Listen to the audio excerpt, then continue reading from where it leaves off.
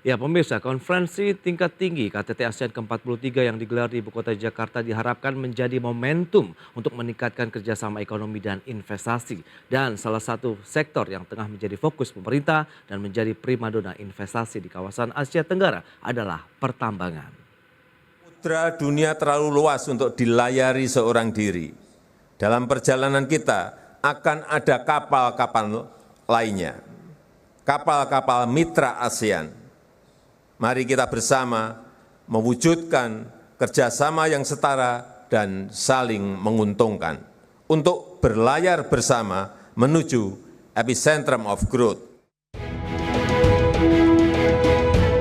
Demikian pernyataan Presiden Joko Widodo yang mengedepankan pentingnya negara-negara anggota ASEAN untuk saling menjaga dan meningkatkan kerjasama di segala bidang, termasuk ekonomi, sehingga kawasan Asia Tenggara dengan kelebihan masing-masing yang dimiliki bisa menjadi pusat pertumbuhan ekonomi dunia. Dan salah satu sektor yang menjadi fokus dari pemerintah adalah komunitas pertambangan, baik mineral dan batu bara. Bahkan Wakil Ketua Umum Bidang Investasi Kadin Indonesia, Tony Wenas dalam acara ASEAN Investment Forum Day 2, seperti dikutip media mengatakan sektor pertambangan Indonesia merupakan yang paling unggul dibandingkan dengan negara lain di kawasan Asia Tenggara. Meski demikian, Tony yang juga menjabat sebagai Presiden Direktur PT Freeport Indonesia mengaku Filipina, Vietnam, dan Thailand juga memiliki sektor pertambangan yang juga bagus. Selain itu, sektor pertambangan di tanah air juga memiliki potensi besar untuk menarik investasi asing atau Foreign Direct Investment atau FDI dibandingkan negara lain di ASEAN. Hal ini dipicu sejumlah faktor diantaranya kondisi politik yang relatif aman dalam 9 tahun terakhir, pertumbuhan ekonomi dan laju inflasi yang terkendali, serta program hilirisasi pemerintah. Lantas sejauh mana sektor pertambangan masih akan menjadi primadona investasi ke depan? Simak pembahasan selengkapnya sesaat lagi. Ya, pemirsa, untuk membahas tema kita berikutnya, sektor tambang Indonesia, magnet investasi ASEAN. Kita sudah tersambung melalui Zoom bersama dengan Mas Arya Rizky Darsono. Beliau adalah Ketua Komite Tetap Minerba Kadin Indonesia. Ya, halo, selamat pagi, Mas Rizky. Selamat pagi, Ya, salam sehat, Mas. salam sehat juga. Baik, itu dia. Tadi bersama-sama begitu ya, mengarungi samudra begitu bahwa Indonesia dan juga negara-negara ASEAN akan menjadi epicentrum of growth begitu ya, pusat pertumbuhan ekonomi dunia. Dari sektor pertambangan, apa yang bisa kita cermati? Review sejauh ini dari Mas Rizky seperti apa? Kalau kami melihat bahwa dari Kadin Indonesia, sektor pertambangan Indonesia ini masih menarik, masih sangat menarik. Kenapa? Karena kita lihat saja pada tahun 2022, target produksi itu kan yang ditetapkan oleh pemerintah 663 juta ton. Kita bicara batu bara aja ya. Oke. Nah, tetapi realisasinya bahkan sampai 685 juta. Jadi ini kan menurut kami target ini aja sudah melampaui. Satu sisi penerimaan negara jadi lebih banyak. Yang kedua juga lapangan pekerjaan juga jadi meningkat. Baik. Jadi menurut kami ini di sektor pertambangan masih sangat, istilahnya masih sangat seksi lah gitu ya. Agar investor-investor bisa mulai kembali untuk melakukan investasi di sektor pertambangan. Kita baru bicara dari sisi batu bara. Kita melihat juga nikel ini, ya Indonesia pemegang cadangan terbesar dunia loh, ya kan, kurang lebih sekitar 21 juta ton gitu kan.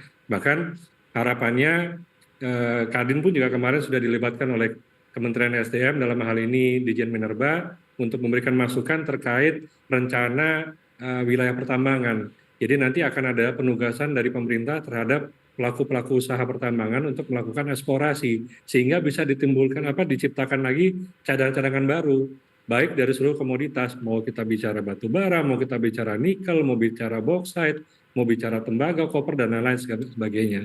Jadi kami memandang dari Kadin Indonesia ini masih sangat bagus gitu kan.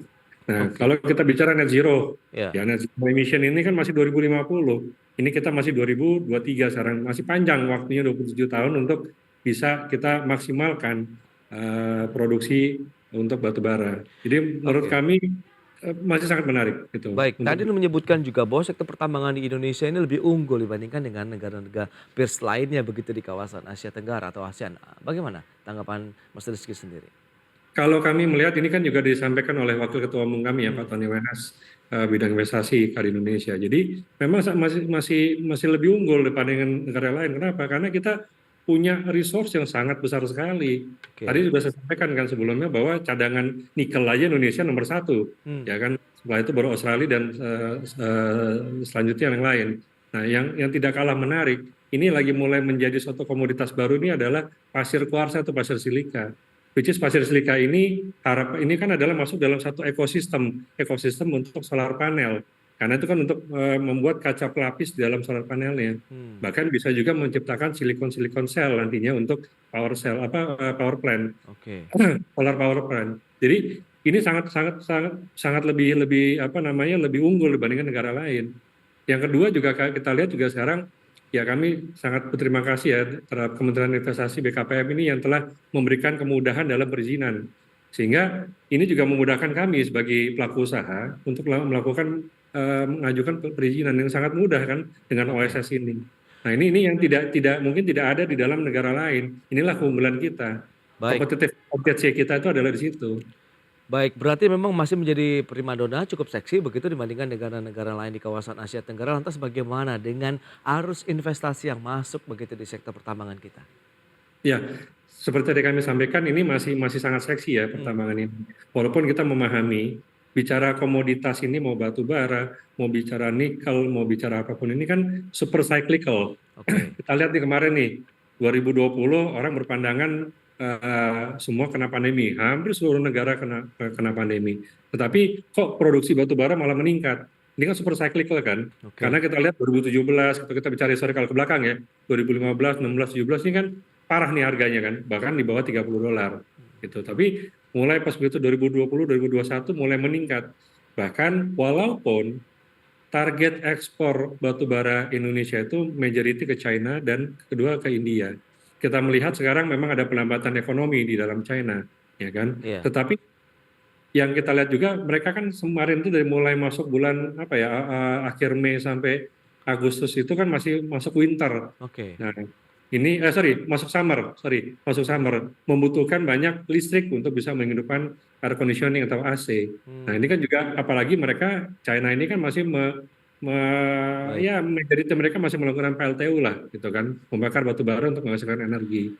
Jadi ini masih sangat menarik. Oke, Gitu. Mas Rizky, lantas dominasinya apakah investor asing atau domestik dan jenis dari sektor pertambangan mana yang paling diminati? Kita bahas nanti di segmen berikutnya, kita akan jeda sebentar. Dan pemirsa, tetaplah bersama kami. Baik pemirsa, kita lanjutkan kembali perbincangan bersama dengan Arya Rizky Darsono, Ketua Komite Tetap Minerba Kadin Indonesia. Baik Mas Rizky, kita akan lanjutkan kembali. Lantas bicara mengenai dominasi investor, ini menarik yang perlu dicermati, asing atau lokal untuk sektor pertambangan? Kalau bicara karena gini, per komoditas itu masing-masing berbeda karena punya karakteristik berbeda. Oke. Kita kan misalnya nikel ya. Ya. Memang nikel ini kalau bicara untuk di iup tambangnya dikuasai oleh lokal atau pengusaha nasional. Ada juga pengusaha-pengusaha asing seperti dari Eropa pun juga udah masuk juga. Tetapi kalau kita bicara industrinya, nah ini menarik.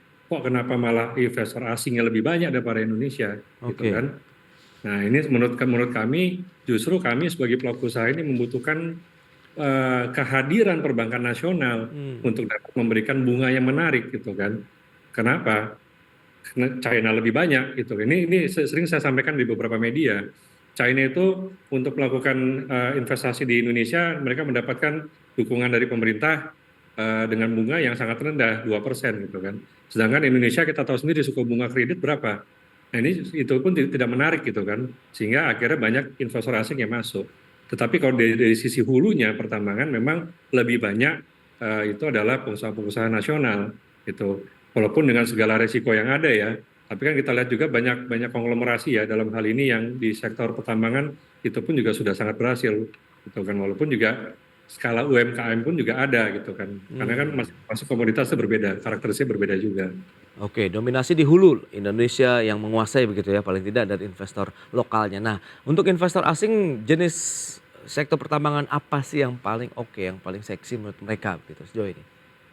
Kalau ini sekarang kan menjadi masih seksi ini kan nikel. Ya Oke. kan? Nikel ini bicara dulu orang mengolah saprolit gitu kan. Ya. Sekarang sudah mulai dikembangkan nih masuk dalam ekosistem baterai, itu adalah untuk yang mengolah limonit gitu kan. Jadi bahkan beberapa kita punya loh Indonesia ini, perusahaan Indonesia baru membangun ETSPAL gitu kan. Oke. Untuk mengolah menjadi katoda baterai itu perusahaan Indonesia. terlepas mereka mendapatkan dana dari luar itu saya pikir kan itu bicara corporate action ya. Tetapi kita melihat ini sebenarnya pengusaha nasional pun sudah hadir, tetapi masih belum banyak, gitu kan. Nah justru harapannya kami mungkin pada media ini bisa kami sampaikan, kami membutuhkan banyak peranan dari keterlibatan dari perbankan nasional agar Oke. mulai muncul lagi nanti industri-industri yang dari pengusaha lokal atau pengusaha nasional ini mulai bermunculan sehingga Baik. kita benar-benar menguasai sektor Hmm. ini gitu. Mas Rizky, apakah ini yang menjadi tantangan tersendiri dari program hilirisasi pemerintah? Kalau memang tadi dari hulunya dikuasai banyak investor lokal, domestik, kemudian pada saat masuk ke dalam processing begitu ya, menjadi hilirisasi di sana butuh teknologi, butuh biaya yang lebih besar begitu. Betul, memang tantangan itu adalah bagaimana kita dapat menciptakan teknologi tersebut. Hmm. Kita tidak bisa menampik bahwa sekarang teknologi dari China itu yang masih nomor satu ya untuk di Indonesia. Kita Oke. bicara dari sisi untuk nikel gitu atau bauxite gitu kan. Kalau bauxite ini pun kita lihat aja di Kalimantan Barat ada WHW, itu kan antara Weiqiao dengan Harita ya, itu kan bicara China lagi. Begitu juga di BAI, Bintang Alumina Indonesia itu di Kepri, itu pun juga China juga. Memang kita tidak bisa menampik teknologinya tuh mereka yang lebih advance daripada Indonesia. Nah harapannya ini bisa dilakukan transfer of technology atau Oke. transfer of knowledge gitu kan. Dan itu sudah bisa Jadi dirasakan tidak kira-kira Mas Rizky manfaat yang bisa didapatkan oleh pelaku usaha pertambangan dalam negeri misalnya dengan adanya transfer knowledge kemudian transfer teknologi juga. Apakah itu juga akhirnya lagi-lagi jadi tantangan tersendiri mungkin dalam artian mereka tidak mau jor-joran memberikan informasi atau data terkait dengan teknologi yang digunakan misalnya? ya, memang itu harus kita bicara memang butuh keterlibatan pemerintah ya dalam hal ini dalam regulasinya agar misalnya memang investor datang, oke, let's say setelah 5 tahun atau 10 tahun itu ada tuh di dalam klausul itu untuk melakukan transfer of knowledge maupun transfer of technology dan sumber daya manusianya juga lebih baik juga mungkin majority bisa Indonesia yang bisa lebih ini ya lebih Oke. dilibatkan gitu kan. Akan tetapi kalau kita bicara apakah sudah merasakan dampaknya, justru yang kami harapkan sekarang khususnya dalam komoditas bauxite ini justru membutuhkan banyak investor asing masuk gitu. Kenapa? Karena ini sangat high capital. Let's say kita bicara untuk pembangunan alumina plant aja, alumina plant ini membutuhkan 1.2 billion US dollar. Sedangkan ada 8 perusahaan yang harus membangun. Kalau misalnya kita bicara rata-rata aja 1,2 kali 8 aja udah 10 billion US dollar lebih kan. Iya, iya. Nah, apakah perbankan nasional mampu untuk dapat mendukung ini? Nah, Itu dia. ini tantangannya di situ. Perlu ada Ya. payung hukum, insentif dan mungkin political willing begitu yang kuat di sana untuk bisa memberikan salah satu insentif yang cukup progresif nantinya. Betul. Belum bicara insentif fiskal, tapi bagaimana kita bicara ketersediaan energinya. Ya kan? Sekarang misalnya untuk bangun alumina plant aja membutuhkan daya sampai 100 megawatt gitu. Nah, kalau Oke. dikali 8 tadi udah 800 megawatt, mau di mana itu mau dipasangnya gitu kan pembangunannya. Nah, sedangkan kita juga kan sekarang sudah tidak bisa melakukan pembangunan PLTU. Iya, iya, iya. Nah, ini satu tantangan juga gitu kan. Bagaimana nanti dalam penyediaan energinya, energi yang sangat murah gitu kan. Kami pun juga dalam Kadin juga kemarin beberapa kali diundang oleh Kementerian Perindustrian gitu ya untuk membahas mengenai hilirisasi pasir silika. Nah, ini kan juga bagaimana kalau misalnya nanti kita menghasilkan silikon metal tetapi dibutuhkan listrik yang sangat murah 3 sen per kWh, Iya, which is iya. itu full di Indonesia gitu kan. Bahkan Oke. untuk PLTA sendiri gitu kan. Nah, jadi ini menurut saya jadi PR bersama lah Iya, baik iya, pemerintah iya. Kadin gitu kan. Nah, Mas Rizky, kita tahu Indonesia tengah menyelenggarakan KTT ASEAN ke-43 di Jakarta begitu. Anda melihat apakah ini bisa menjadi momentum bagi pemerintah lagi-lagi untuk mendorong sektor pertambangan ini juga semakin seksi. Kemudian bagaimana juga upaya meningkatkan daya saingnya sendiri. Ya, memang ini menurut kami ini sangat momentum yang tepat ya untuk dapat kita menarik investor yang lebih banyak lagi karena kan Oke. kita bicara ASEAN Plus ya, bukan hanya negara ASEAN tapi kan ASEAN Plus. Betul. Which is ada Jepang, ada Amerika juga hadir gitu kan, ada Korea Selatan juga gitu. Nah, jadi ini pun juga kami kemarin Kadin juga Pak Arsyad Rashid, Ketua Umum Kadin juga kan sudah membuat ABIS ya, ASEAN Business Investment Summit gitu kan. Ini kan itu berkumpul lah seluruh pelaku usaha ini untuk dapat kita berkolaborasi Ya karena ini nggak bisa sendirian loh, gitu kan. Karena kita bisa berkolaborasi semua, bagaimana kita dapat meningkatkan perekonomian nasional. Karena tidak bisa kita sendirian gitu dalam hal ini. Indonesia kan juga ya memang Indonesia diuntungkan dengan sebanyak mungkin itu mineral resources maupun Iya, coal resources. Tetapi memang ini tidak bisa kita lakukan sendiri. Kita justru membutuhkan banyak banyak pihak untuk dapat kita bersama-sama oke. melakukan pembangunan ini. Oke, Anda melihat dari sisi optimisme begitu ya, bahwa sektor pertambangan ini akan tetap menjadi seksi, kemudian magnet juga nih bagi investor dalam menanamkan dana mereka di Indonesia. Kalau saya sangat optimis, Mas. Hmm, Karena apa? Karena saya pun juga pelaku usaha pertambangan. Kita harus ah, optimis. Mungkin kita harus oke, pesimis yang melihat kondisi begini. Karena hmm, apapun juga suatu permasalahan apapun harus kita carikan solusinya bersama gitu kan. iya, Memang tadi saya sampaikan di awal, komoditas ini kan super cyclical. Ya kan kadang naik, kadang turun, kadang naik. Tapi bagaimana di saat kita turun itu kita masih bisa tetap beroperasi, bisa produksi juga. hmm, Tinggal bagaimana sekarang konteksnya ya, kalau bicara hilirisasi, iya, ini mungkin kami harapkan dari pemerintah bisa menciptakan marketnya dulu gitu kan. Jangan hmm, marketnya iya, belum itu tercipta, dia. nanti pelarangan ekspornya dilakukan. Wah ini kita Iya, agak iya. takut dan ya. PR yang sering diutarakan juga kalau kita lihat dari pelaku usahanya sendiri begitu, asosiasi nikel dan lain-lain begitu. Apakah sekarang sudah terbentuk marketnya begitu dengan hasil olahan yang dari sebelumnya raw material, Mas Rifki? Ya, memang kami juga perlu melakukan, ya kami apresiasi ya terhadap Kementerian SDM ini kan sudah membuat harga patokan mineral ya HPM ini yang menjadi acuan dari Iya, para pelaku tambang ini untuk dapat melakukan penjualan nikelnya ke smelter gitu kan. oke. Nah, memang sekarang yang perlu dilakukan itu adalah bagaimana enforcement-nya terhadap harga patokan mineral ini karena kami pun juga banyak menerima keluh kesah dari para penambang nikel Iya, kok ini HPM sudah ditetapkan oleh pemerintah tetapi kok smelternya ini malah seenak-enak udelnya gitu ya melakukan pembeliannya gitu dengan harga iya. yang tidak mengikuti HPM. Jadi saya Hmm, pikir ini pun juga apa namanya teman-teman dari APNI ya. Kebetulan kan Kadin ini kan adalah wadah berkumpulnya atau wadah induk dari iya, seluruh asosiasi yang ada ya. Mau kita bicara APBI, APNI iya. maupun IMA ini kan memang di bawah naungannya Kadin. Hmm, Ya kami pun banyak terima terima apa namanya masukan input bahkan keluh kesah dari para teman-teman penambang nikel ini.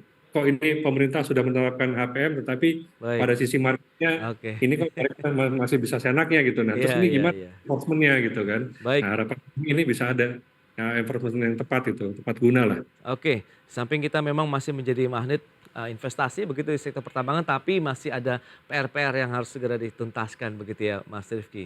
Baik, Betul. Mas Rifki terima kasih banyak atas waktu dan sharing yang sudah Anda sampaikan kepada pemirsa pada hari ini. Selamat melanjutkan aktivitas Anda kembali dan salam sehat, Mas Rifki. Salam sehat, terima kasih.